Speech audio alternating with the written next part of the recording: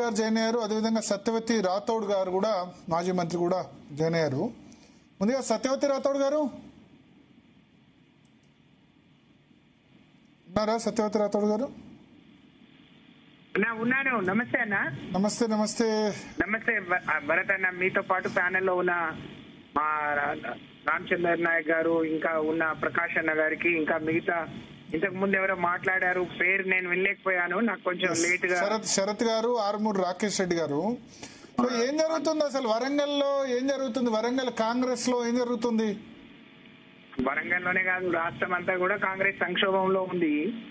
కాంగ్రెస్ పార్టీలో ఉన్న మీరున్నారు అని చెప్తున్నారు. ఇవాళ ప్రెస్ కాన్ఫరెన్స్ పెట్టినంత కూడా బీఆర్ఎస్ బీజేపీ మాట్లాడుతూ, ఇప్పుడు రామచంద్ర నాయక్ గారు మాట్లాడితే మరి నవ్వాలో మరి ఏం చేయాలో అర్థం కాలేదు నాకు. మీ పార్టీలో ఉన్న సమస్యను కూర్చొని పరిష్కరించే ఇది లేని మీరు కేటీఆర్ గారినో, హరీష్ రావు గారినో, ఇంకెవరో ప్రేరేపిస్తున్నారు అని మాట్లాడడం ఇంతకంటే హాస్యాస్పదం ఉంటుందా అండి?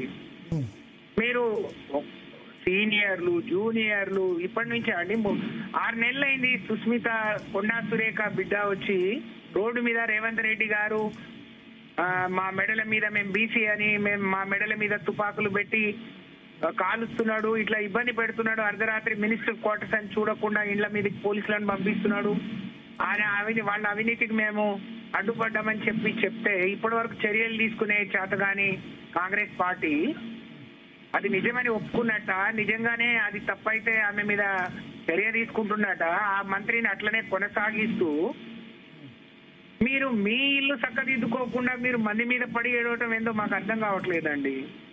మొన్న చిన్నారెడ్డి గారు మాట్లాడిరు, ముఖ్యమంత్రి గారు నాకు సోనియా గాంధీ స్వయంగా పిలిచి చిన్నారెడ్డి గారిని డబ్బులు పెట్టి గెలిపించుకొని తీసుకోరాండి అంటే డబ్బుల కమ్ముడు పోయిందని. ఒక సీనియర్ మీరు జీవన్ రెడ్డి గారికి కూడా ఎవరో వెనకుండి నడిపించిండు అని మాట్లాడుతున్నారు. రామచంద్ర నాయక్ గారు మీ పార్టీ కదా, జీవన్ రెడ్డి జాయిన్ అయింది మీ పార్టీ కదా, బీఆర్ఎస్ లోనే. అవునండి, అంత ఇన్నేళ్లు పార్టీకి నాకు తెలిసి రామచంద్ర నాయక్ గారు పుట్టినప్పటి నుంచి ఆయన కాంగ్రెస్ పార్టీకి సేవ చేస్తున్నాడు. అటువంటి నాయకులను ఇప్పుడు జీవన్ రెడ్డి గారితో పాటు చిన్నారెడ్డి గారు కూడా అంతే కదండి, ఆయన క్రమశిక్షణ సంఘానికి కూడా పనిచేసిండు. అలాంటి వాళ్ళు మాట్లాడుతుంటే ఏ విధంగా పార్టీ పనిచేస్తుంది, పార్టీ ఏ విధంగా మరి పార్టీ పనితీరు, ముఖ్యమంత్రి పనితీరు, లేకపోతే అధిష్టానం పనితీరు ఎట్లుందో దాన్ని సమీక్షించుకోకుండా, దాన్ని బాగు చేసుకోకుండా మంది మీద పడి ఏడవటం ఎందుకంటే అర్థం కావట్లేదు. అధిష్టానం అంటున్నారు, మీనాక్షి గారు అంటున్నారు, ఆమెకే దిక్కు లేదు పాప. ఆమె నామినేషన్ వేస్తే ఇక్కడ నుంచి చాడీలు చెప్పి ఆమె నామినేషనే రిజెక్ట్ చేయించారు. అటువంటి వాళ్ళ మీద యాక్షన్ తీసుకోలేదు, అందరు కొనసాగుతున్నారు. మీ పార్టీ బజార్న పడి మీ తప్పులు మీరు చెప్పుకుంటా అంటే మేం చెప్తున్నట్టు చెప్తారు ఎందుకండి? మళ్ళీ మా మీద ఎందుకు, మా నాయకుల మీద ఎందుకు? మీరు దాన్ని బాగు చేసుకోకుండా ఇప్పుడు సుస్మిత ఏం మాట్లాడింది, సురేఖ గారు ఏం చేస్తున్నారు అనేది పార్టీ దగ్గర ఉంది. ఆమె బీసీ నాయకురాలు, ఆమె మరి వాళ్ళని కొనసాగించడంలో వారి కాంట్రిబ్యూషన్ ఏందో పార్టీకి తెలుసు, మాకు తెలియదు కదా. మేము ఎందుకు ప్రేరేపిస్తాం? మా పార్టీ నుంచి విడిపోయి మమ్మల్ని నానా మాటలని వెళ్ళిపోయింది ఆమె. మీరు మా దగ్గర నుంచి రాగానే సంకనెత్తుకొని మంత్రి పదవే ఇచ్చిండు, ఇవాళ మాట్లాడుతుంది కాబట్టి మేము మాట్లాడిస్తున్నామని చెప్తారు. ఇది ఎట్లా కరెక్ట్? జీవన్ రెడ్డి లాంటి వాళ్ళతోని, చిన్నారెడ్డి గారు లాంటి వాళ్ళతోని మరి మాట్లాడించేంత శక్తి బీఆర్ఎస్ ఉంటుందా అండి? వాళ్ళు సీనియర్, పార్టీ పుట్టినప్పటి నుంచి పార్టీలో ఉన్న వాళ్ళను కూడా మీరు గౌరవించలేక, వాళ్ళను కూడా కాపాడుకోలేని పరిస్థితిలో వీళ్ళు ప్రజల్ని ఏం కాపాడతారు, రాష్ట్రాన్ని ఏం కాపాడతారు? ఇప్పుడు ఈ వివాదంలో మీరు ఇప్పుడు మీ సపోర్ట్ కొండా సురేఖ కూతురుకా? మా సపోర్ట్ ఎవరికి లేదండి. అంటే రేవంత్ రెడ్డికా, కొండా సురేఖకా? మా సమస్య కాదు అది, వాళ్ళ సమస్య.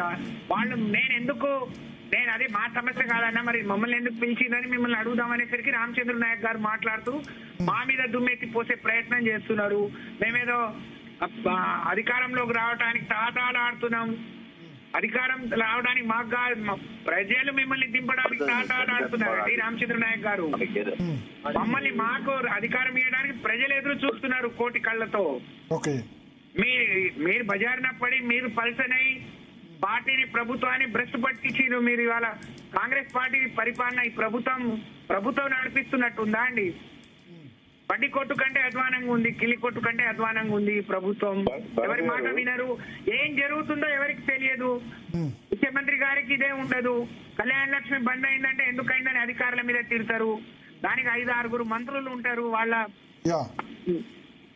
అది అక్కడ హైకోర్టులో ఎవరో పీలేస్తే దాన్ని చెప్పుకునే స్థితిలో కాంగ్రెస్ పార్టీ లేదు. అరే 22A భూములన్నీ పోయి ఇన్నేళ్లుగా ఉన్న దాన్ని నమ్ముకొని 60-70 ఏళ్ళు. ఒకసారి లైన్ లో ఉండండి సత్యవతి రాథోడ్ గారు. వి ప్రకాష్ గారు కూడా జాయిన్ అయ్యారు. వి ప్రకాష్ గారు నమస్కారం భరత్ గారు. అక్కడ